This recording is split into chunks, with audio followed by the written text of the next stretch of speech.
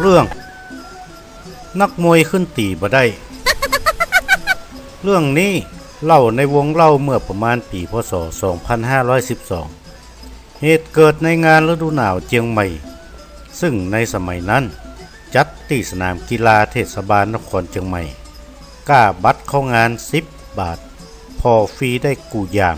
ที่มีในหั่นก็มีมวยกับจำบะตั้งเวทีอยู่ใกล้กัน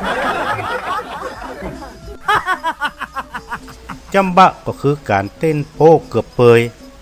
ล่อตะเข้ตะโขงทั้งหลายซึ่งแวดตะลุ่มอยู่หน้าเวทีใบ5 ใบ 10ปิวว่อน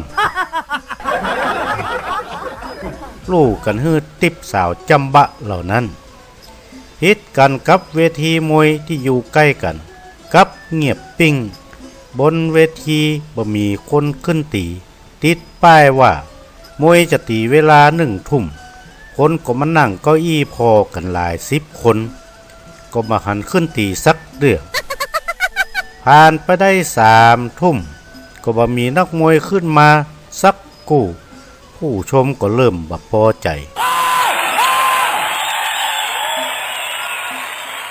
มีการขว้างถุงชาเย็นขึ้นบนเวทีฮ้อนถึงกรรมการฟังเปียไม้ขึ้นไปบนเวทีประกาศด้วยเสียงอันดังว่าขออภัยทุกท่านที่เข้ามารอพอมวยครับมวยตีบ่ได้แต่ครับถ้าจำบะมันบ่เลิกมันยังเล่นอยู่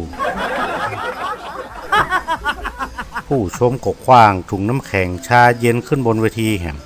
เอิ้นไปว่ามันไปเกี่ยวอะไรยังกับเวทีจำบะกรรมการก็ฟังกำไม่ประกาศต่อว่าเกี่ยวกับครับ